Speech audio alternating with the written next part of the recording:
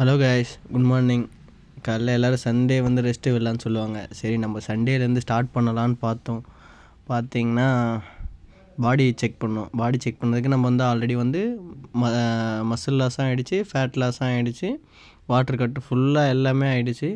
இப்போ நம்ம வந்து இருக்கிற பாடியிலேருந்து ஃபேட்ஸை ரெடியூஸ் பண்ணி மசிலை கெயின் பண்ண போகிறோம்னு சொல்லியிருந்தோம்.